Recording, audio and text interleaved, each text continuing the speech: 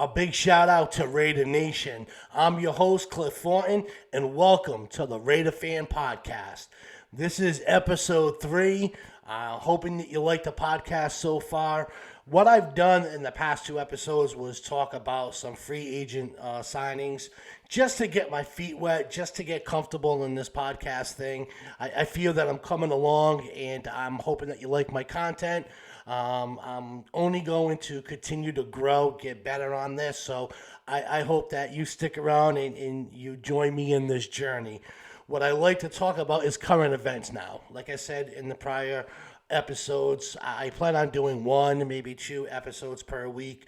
When the season gets going, I'll definitely be doing 2 podcasts a week. So, but right now, I'm just still testing the waters, so to speak. But let's dive right into OTAs since they've already started. And what OTAs mean for people who don't know is organized team activities. It's a 9-week process, and it's done in 3 phases, believe it or not. The first phase is about 2 weeks.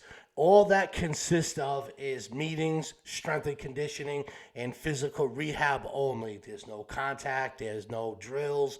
It's just that for 2 weeks.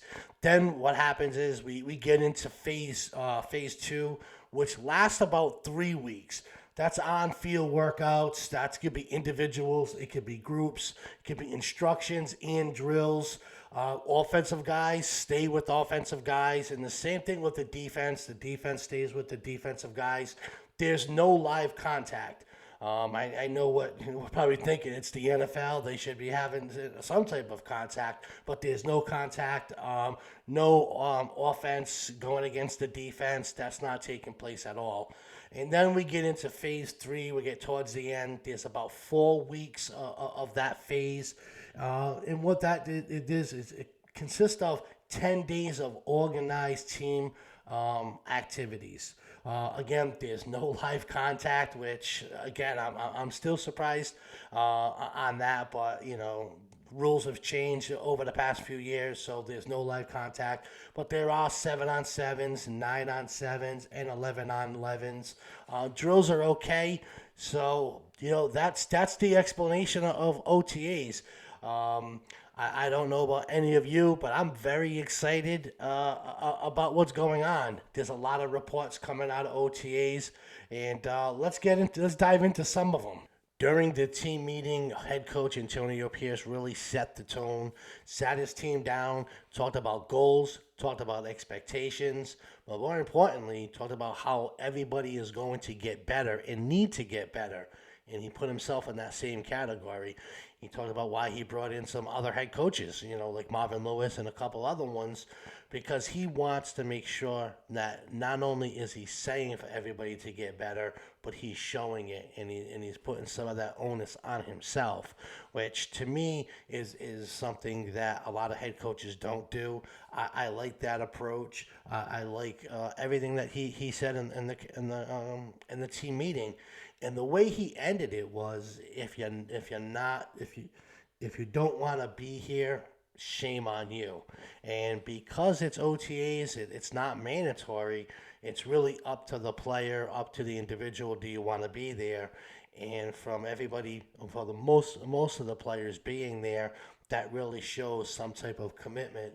And it's good to hear from the quarterback, AOC. How he's talking about the passion, about the love and the desire for the game. He's also talking about he's very excited about the competition.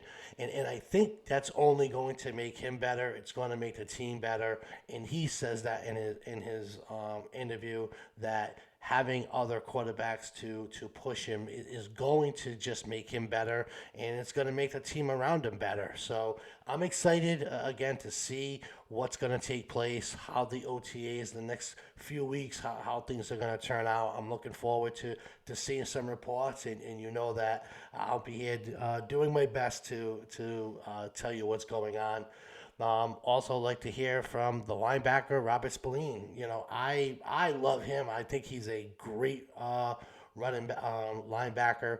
He just brings the pain. He is a true reader, and he talks about expectations, and he talked about how many of the guys are there. Many of them, again, it's just a volunteer OTA, but he was very excited to see how many players were there as well. Which you have to like it. You have to see these guys who don't have to be there actually being there, and then hearing Mad Max, talking about the commitment of being there, and they want to continue where they left off.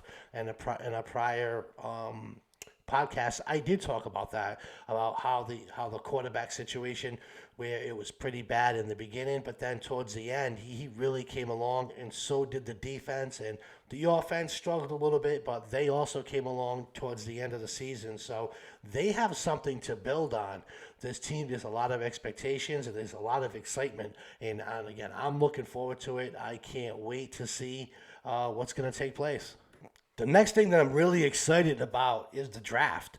That's coming up. That's coming up this Thursday on the 25th. That's only 6 days away. And there is some rumors. A lot of teams are now looking to see if they can try to move up in the draft and get the player that they want. And of course, we're listening to a lot of the news reporters. The Raiders going to move. Are they going to get a quarterback?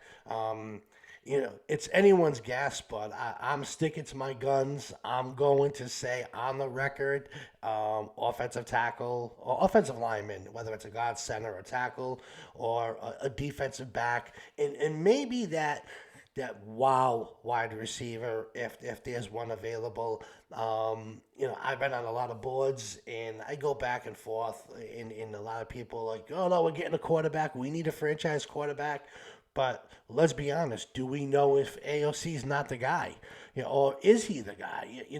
There's so many things that we need to try to figure out first. This is going to be his first OTAs, his first mini camp, his first preseason as him being in competition for being the starter. When he came in last year, it was Jimmy G, and he got hurt. He had some injuries. He did step in until the midseason when he really took over the team. But what's going to happen this year? Is he going to grow and just get better? Remember, last year he was a rookie. He was the second best rated rookie in the 2023 class. That's got to count for something. The only quarterback you get better is the number one guy, is the best player out of the draft. And last year, he ended up being a Texan. So besides him, and he played very well. Stroud did a great job for that team.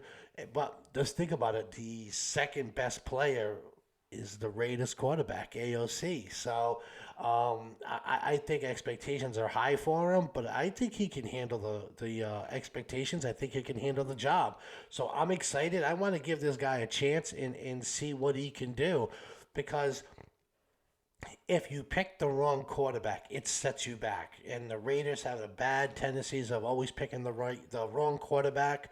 We have different holes to fill. So if we can plug a guy in that's going to be there long term because we have that quarterback, I don't want to waste it. But there is a flip coin to that situation. What if AOC doesn't do a good job? What if we desperately need the other quarterback? So I get both arguments, but I'm a believer in AOC right now. I think he's going to do a really good job. I think he stepped in, once they got rid of Carr, which, I'm sad about that. I liked Carr, but, he just couldn't get over the hump. So hopefully 2024 is our year.